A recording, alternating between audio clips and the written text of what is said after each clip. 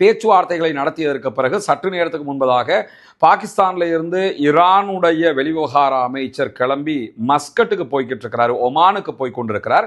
Iran தன்னுடைய நாட்டுக்குள்ள தொடர்ந்து மொசாதுடைய உளவாளிகளை கைது செய்து வருகிறது. அமெரிக்காவுக்கு ஆதரவாக உளவு வேலைகளில் ஈடுபடக்கூடியவர்களை, குறிப்பாக துபாய் உள்ளிட்ட UAEக்கு இந்த ஹொர்முஸ் மூடப்பட்டிருக்கக்கூடிய காரணமாக 20 தொடக்கம் 30% வரைக்கும் பொருளாதார இழப்பு தொடர்ந்து ஏற்பட்டு வருகிறது.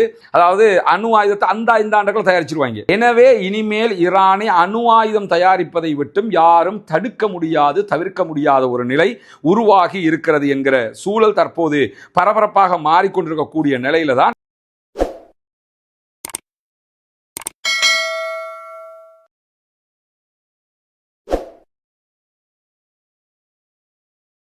அன்பிற்கினிய சகோதர சகோதரிகளே, நம் அனைவர் மீதும் ஏக இறைவனுடைய அமைதியும் கருணையும் உண்டாகட்டுமாக என்கிற உயரிய பிரார்த்தனைகளோடு, பாலஸ்தீனம் மீதான இஸ்ரேலிய ஆக்கிரமிப்பு இராணுவத்தினுடைய 2 ஆண்டுகால யுத்தங்கள் ஒரு யுத்த நிறுத்தமாக மாற்றப்பட்டு இன்றோடு 197வது நாட்களை நாம் தாண்டி கொண்டிருக்கக்கூடிய சூழல்ல இன்றைய தினம் பாலஸ்தீனத்தினுடைய காசா பகுதியினுடைய தைரல் பலா நகராட்சியினுடைய நகராட்சி தேர்தல்கள் நடைபெற்றிருக்கிறது.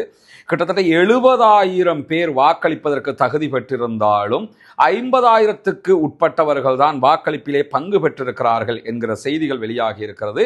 ஆனால் இந்த வாக்களிப்பு விகிதம் என்பது உச்சகட்டமானது என்று பாலஸ்தீன அதிகார சபை தகவல் வெளியிட்டிருக்கக்கூடிய சூழல்ல இந்த தேர்தலினுடைய முடிவுகள் இதுவரைக்கும் வெளியாகல. ஒரு சில மணி நேரங்களுக்குள்ளாக அல்லது நாளைய தினம் இந்த முடிவுகள் வெளியாகுவதற்கான வாய்ப்புகள் இருக்கிறது. இந்த தேர்தலில் நேரடியாக பாலஸ்தீன விடுதலை அமைப்பினர் போட்டியிடவில்லை, அவர்களுக்கு ஆதரவானவர்கள் போட்டியிட்டிருக்கிறார்கள் என்கிற செய்திகளை நம்ம ஏற்கனவே பார்த்திருக்கிறோம். இந்த சூழல்ல இன்றைக்கும் இஸ்ரேலிய ஆக்கிரமிப்பு இராணுவத்தினுடைய ஆளில்லா விமானங்கள் காசாவினுடைய சில பகுதிகள் மேல தாக்குதல்களை நடத்தி இருக்கிறது. 7 அப்பாவி சகோதரர்கள் படுகாயம் அடைந்திருக்கிறார்கள் என்கிற செய்திகளும் வெளியாகி இருக்கக்கூடிய சூழல்ல ஈரானுக்கும் அமெரிக்காவுக்கும் இடையிலான ஒரு பேச்சுவார்த்தை, பகிரங்க பேச்சுவார்த்தை நடத்துவதற்கான முன்னெடுப்பு பேச்சுவார்த்தைகள் பாகிஸ்தான் தலைநகர் இஸ்லாமாபாத்திலே நடைபெற்று வந்தது. குறிப்பாக நேற்று இரவு இஸ்லாமாபாத்துக்கு அப்பாஸ் அராக்சி, ஈரானுடைய ஃபாரின் மினிஸ்டர் வந்திறங்கி இருந்தார்.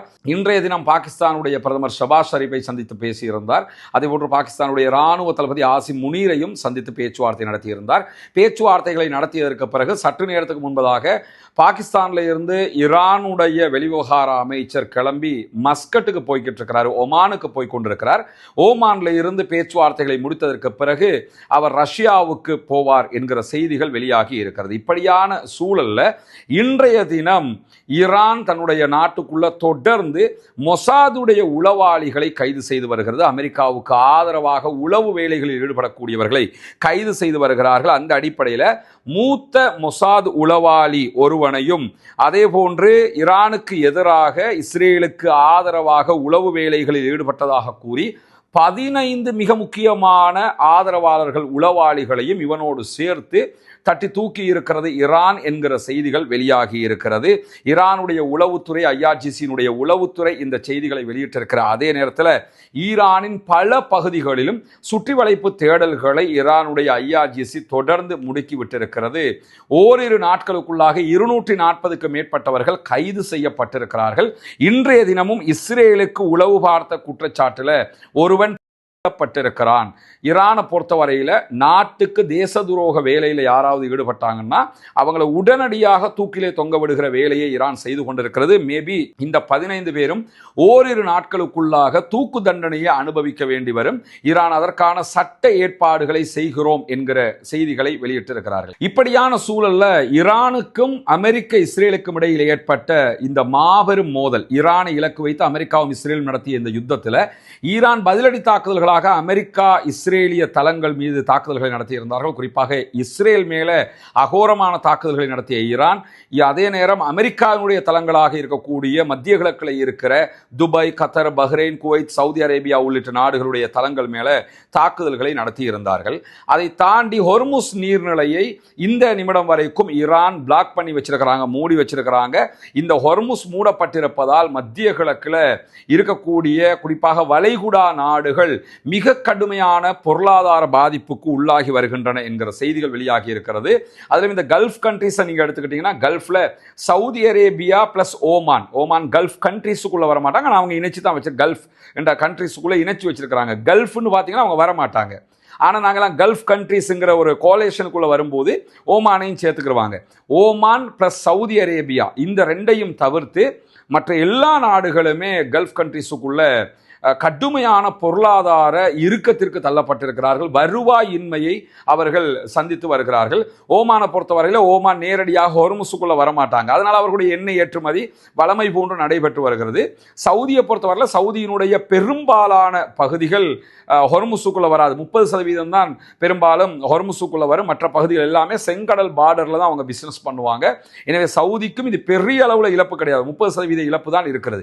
மற்ற எல்லா நாடுகளுக்குமே பாரிய இழப்பாக இது மாறி இருக்கக்கூடிய சூழல்ல, குறிப்பாக துபாய் உள்ளிட்ட UAEக்கு இந்த ஹொர்முஸ் மூடப்பட்டிருக்கக்கூடிய காரணமாக 20 தொடக்கம் 30% வரைக்கும் பொருளாதார இழப்பு தொடர்ந்து ஏற்பட்டு வருகிறது. வளமையானவர்களுடைய பிசினஸ்ல இருந்து இந்த இழப்பு ஏற்பட்டு வருகிறது என்று UAEனுடைய சென்ட்ரல் பேங்க் வெளியிட்டிருக்கக்கூடிய அறிவிப்பில் நம்ம பார்க்க முடிகிறோம். அதே நேரத்தில் கத்தர், குவைத், பஹ்ரைன் இந்த நாடுகளுடைய வாராந்த வருவாயை கணக்கிலிட்டு பார்க்கும்போது சுமார் 80% இழப்புகளை சந்தித்திருக்கிறார்கள். மற்ற நாடுகளை விட கத்தரும் குவைத்து, பஹ்ரைன் ஆகிய நாடுகள் தான் மொத்தமான இழப்பை சந்தித்து வருகிறார்கள். 80% வாராந்த வருமானத்தினுடைய இழப்புகள் அவர்களுக்கு ஏற்பட்டு வருகிறது. எனவே இதற்கெல்லாம் நிரந்தரமான தீர்வு என்னன்னு கேட்டால், ஹொர்முஸை திறப்பது, ஈரான் போடக்கூடிய நிபந்தனைகளுக்கு அமெரிக்காவை மண்டியிடச் செய்வது. இல்லைன்னு சொன்னால் ஈரான் இதே வேலையை பார்த்துக்கிட்டு இருப்பாங்க. இந்த நாடுகளுக்கெல்லாம் பெரிய சிக்கலாக அது மாறும் என்கிற ஒரு சூழல் உருவாகி இருக்கக்கூடிய நிலையில தான் சர்வதேச நாடுகளும் ஹொர்முஸ் நீர்நிலை திறக்கப்பட்டால் அங்கிருக்கக்கூடிய கன்னி வெடிகளை அகற்றுகிற பணியில் நாங்கள் இணைந்து கொள்வோம் என்று அறிவித்துக் கொண்டிருக்கிறார்கள். முதல் அதை எப்போ திறப்பானுங்கிற கேள்வியே இருக்கிறது. திறந்ததுக்கு பிறதானே அதில் நாங்கள் கலந்துக்கிறோம்ங்கிறத அறிவிக்கணும். ஆனால் இன்னைக்கு ஜெர்மன் வெளியிட்டிருக்கக்கூடிய அறிவிப்பில் அவர்களுடைய கன்னி வெடி அகற்றக்கூடிய கப்பல் 40 பேரை கொண்ட கப்பலை நாங்கள் ஹொர்முஸுக்கு அனுப்புறதுக்கு தயாராக இருக்கிறோம், ஓப்பன் பண்ணிட்டீங்கன்னா நாங்களும் சேர்ந்து உங்களோட அந்த கன்னி வெடிகளை அகற்றுகிற பணியில் ஈடுபட்டுக் கொள்வோம் என்கிற செய்திகளை அவங்க வெளியிட்டிருக்கிறார். அதே நேரம் டர்க்கியும் இன்னைக்கு நாங்களும் கன்னி வெடிகளை அகற்றுவதற்கு வருவதற்கு தயாராக இருக்கிறோம் என்று சொல்றாங்க. ரெண்டுக்கும் பொதுவாக ஈரான் என்ன சொல்லியிருக்கிறாங்கன்னா, ஹொர்முஸை திறக்கணும்னு ஆயிடுச்சுன்னா நீங்கள் யாருமே வர தேவையில்லை, நாங்கள் வச்சதை நாங்களே எடுத்து விட்டுருவோம், எங்களுக்கு தெரியும் எங்க வச்சிருக்கிறோம்னு, அதை எப்படி எடுக்கணும்ங்கிறது எங்களுக்கு தெரியும், வெச்சவங்களுக்கு எடுக்க தெரியாதா, எனவே அதை நாங்களே பார்த்துக்கிறோம், நாங்க வரப்போறோம் நீங்க சொல்றதுக்கு நன்றின்னு இருக்கிறாங்க. நீங்க வரப்போறோம்னு சொல்றீங்கல்ல, அதுக்கு நன்றி, ஆனா திறக்கிற வழியை பாருங்க, அமெரிக்காக்காரன் நாங்க சொல்றதை கேட்க சொல்லுங்க, நாங்களே அதை எடுத்து விட்டுருவோம் என்று சொல்லி இன்றைக்கு பதிலடியை ஈரான் கொடுத்திருக்கக்கூடிய சூழலை நம்ம பார்க்க முடிகிற அதே நேரத்தில் இன்றைக்கு வெளியாக இருக்கக்கூடிய மேலதிகமான செய்திகளில் பாகிஸ்தானுடைய அதிகாரிகளை சந்தித்து ஈரானுடைய ஃபாரின் மினிஸ்டர் உள்ளிட்ட அதிகாரிகள் பேச்சுவார்த்தைகளை நடத்தி கொண்டிருக்கிறார்கள். இந்த பேச்சுவார்த்தைகளில் ஒரு விஷயத்தை நீங்கள் கவனிச்சுக்கிறோம்னா, வளமையான செய்திகளில் ஈரான் பாகிஸ்தானோட மத்தியஸ்தம் வச்சு பேச்சுவார்த்தை நடத்துகிறதுங்கிறது பிரபலமானது, அதுதான் 80% விஷயம்னு புரிஞ்சுக்கிறீங்க. ஆனால் ஈரான் பாகிஸ்தானோடு மாத்திரம் பேச்சுவார்த்தைகளை அமெரிக்காவோடு தொடர்பு படுத்தவில்லை. ஓமானை வைத்தும் பேச்சுவார்த்தை நடத்துறாங்க, மேலதிகமாக மாஸ்கோவை வைத்து பேச்சுவார்த்தை நடத்துறாங்க. ரஷ்யாவும் இந்த பேச்சுவார்த்தைகளில் ஈடுபட்டு வருகிறது.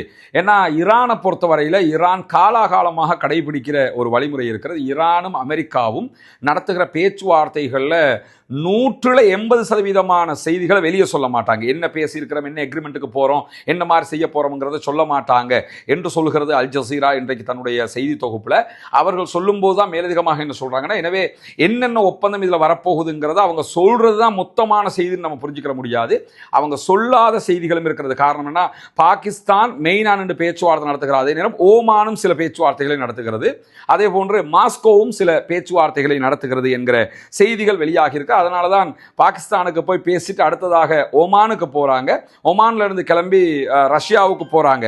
அதனால தான் பாகிஸ்தான்ல பேச்சுவார்த்தையை முடிச்சுட்டு ஒமானுக்கு போறாங்க, ஒமான்ல பேச்சுவார்த்தையை முடிச்சுட்டு ரஷ்யாவுக்கு போறாங்க என்கிற செய்திகள் எல்லாம் வெளியாகி கொண்டிருக்கிறது. இப்படியான ஒரு பரபரப்பான சூழல் எப்பொழுதுமே மத்திய கிழக்கில் நிகழ்கிற நேரத்தில் இந்த பேச்சுவார்த்தைகளுக்கு ஏன் முடிவு எட்டப்படாமல் இருக்கிறது என்கிற ஒரு பாரிய ரகசியம் தற்போது கசிந்து கொண்டிருக்கிறது. என்னன்னா நமக்கெல்லாம் தெரியும், ஈரானிடத்தில் 460 கிலோகிராம் செறிவூட்டப்பட்ட யுரேனியம் இருக்கிறது. இதை வைத்து 9-10 அணு ஆயுதங்களை ஈரானால் தயாரிக்க முடியும்.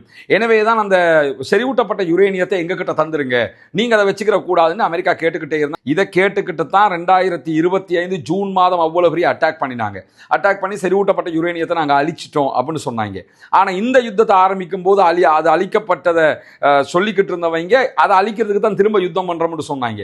ஆனா இந்த யுத்தத்திலையும் அவர்களால் அதை அழிக்க முடியவில்லை என்பது நிரூபணமாகி இருக்கிறது. அதனாலதான் பேச்சுவார்த்தையிலேயாவது அந்த யுரேனியத்தை எங்க கிட்ட தந்துருங்க, இல்லாட்டி ஒரு தேர்ட் பார்ட்டிக்கு அதை கொடுத்துருங்க, நீங்க வச்சுக்கிற வேணாம், நீங்க யுரேனியத்தை செறிவூட்டக்கூடாது, நீங்க அணு ஆயுதம் தயாரிச்சிடக்கூடாது என்கிற விதமாக தொடர்ந்து அழுத்தங்களை கொடுத்து கொண்டிருக்கிறது ஈரானுக்கு அமெரிக்கா. ஆனா இன்றைக்கு வெளியாகி இருக்கக்கூடிய செய்திகள் பிரகாரம் ஈரான் ஏன் விடாப்பிடியாக இருக்கிறார்கள் என்பதை பொறுத்தவரையில ஈரான் தன்னுடைய அணுசக்தி திட்டத்தில் ஒரு முக்கியமான மைல்கல்லை அடைந்து விட்டார்கள் என்கிற செய்திகள் வெளியாகி இருக்கிறது. குறிப்பாக ஒரு மறைமுக அணு ஆயுத நாடாக மாறிவிட்டதாக சமீபத்திய ஆய்வுகள் காட்டுகிறது என்கிற செய்திகளை இன்றைக்கு அல் ஜசீராவாக இருக்கலாம், மிடில் ஈஸ்ட் ஐயாக இருக்கலாம், மிடில் ஈஸ்ட் மானிட்டராக இருக்கலாம், இப்படி பல ஊடகங்களும் இந்த செய்திகளை தொட்டு காட்டியிருப்பதை நம்ம பார்க்க முடியும். ஈரான் இடத்துல 60% செறிவூட்டப்பட்ட 460 கிலோகிராம் யுரேனியம் கையிருப்பில் இருக்கிறது. இதை குறுகிய காலத்துக்குள்ளாக அவர்கள் ஒரு அணு ஆயுதமாக மாற்றிவிட முடியும் என்கிற நிலையில இப்பொழுது ஈரான் அணு ஆயுத வாசலில் நிற்கிறது என்கிற செய்திகள் வெளியாகி இருக்கிறது. அதாவது அணு ஆயுதத்தை இந்த ஆண்டுகள் தயாரிச்சிருவாங்க. எனவே இனிமேல் ஈரானை அணு ஆயுதம் தயாரிப்பதை விட்டும் யாரும் தடுக்க முடியாது, தவிர்க்க முடியாத ஒரு நிலை உருவாகி இருக்கிறது என்கிற சூழல் தற்போது பரபரப்பாக மாறிக்கொண்டிருக்கக்கூடிய நிலையில தான் இலங்கையினுடைய கிழக்கு பகுதிகள் பொத்துவில்ல செய்து வரக்கூடிய இஸ்லாத்தை ஏற்றுக்கொண்ட சகோதர சகோதரிகளுக்கான வீடு கட்டும் கட்டுமான பணிகளுக்கு தந்து உதவுங்கள் என்று சொல்லி, ஏன்னா ஜக்காத்தை பெறக்கூடிய தகுதி படைத்த 8 கூட்டத்தாரில் இந்த இஸ்லாத்தை ஏற்றுக்கொண்ட சகோதரர்களும் அடங்குகிறார்கள். அவர்கள் ஏழைகள் என்கிற காரணத்தினால அவர்கள் மிஸ்கீன்கள், அதே போன்று ஃபக்கீர்கள் பட்டியலையும் வருவாங்க. மொத்தத்தில் ஜகாத் பெறக்கூடிய 8 கூட்டத்தில் 3 கூட்டத்தினுடைய நன்மைகள் அவர்களுக்கு கொடுக்கக்கூடிய உதவிகளால் நமக்கு கிடைத்துவிடும் என்கிற செய்திகளை உங்களுக்கு நம்ம தொடர்ந்து சொல்லிக் கொண்டு வந்தோம். அங்குள்ள காட்சிகளையும் நம்ம காட்டியிருந்தோம். ஏற்கனவே 5 வீடுகளை நம்ம கட்டி கையளிச்சிருக்கிறோம். அந்த காட்சிகள் எல்லாம் தொடர்ந்து நீங்கள் பார்த்து வருகிறீர்கள். அதை தாண்டி இன்னும் 9 வீடுகள் கட்ட வேண்டிய தேவை இருக்கிறது. மொத்தம் 14 வீடுகள் என்கிற தகவல்களை உங்களுக்கு நம்ம சொல்லி வந்தோம். அதற்கான உதவிகளை நீங்கள் தொடர்ந்து வழங்கி வருகிறீர்கள். உங்களுடைய ஜக்காத்து தான தர்மங்களை தந்து வருகிறீர்கள். அந்த அடிப்படையில் தற்போது நம்ம 6வது வீட்டை கட்டுகிற பணியை ஆரம்பித்திருக்கிறோம். அதனுடைய காட்சிகளை தான் நீங்கள் முன்னாடி பார்க்குறீங்க.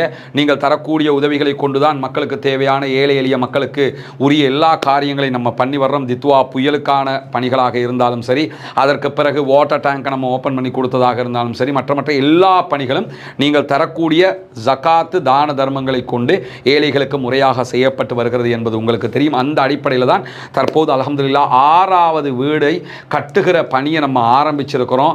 இந்த பணி தொடர்ந்து நடைபெற்று 14 வீடுகளும், மீதி இருக்கக்கூடிய 9 வீடுகளும் கட்டி முடிக்கப்பட வேண்டும் என்பதுதான் என்னுடைய பிரார்த்தனையும் நிச்சயமாக உங்களுடைய பிரார்த்தனையாகவும் இருக்கும்.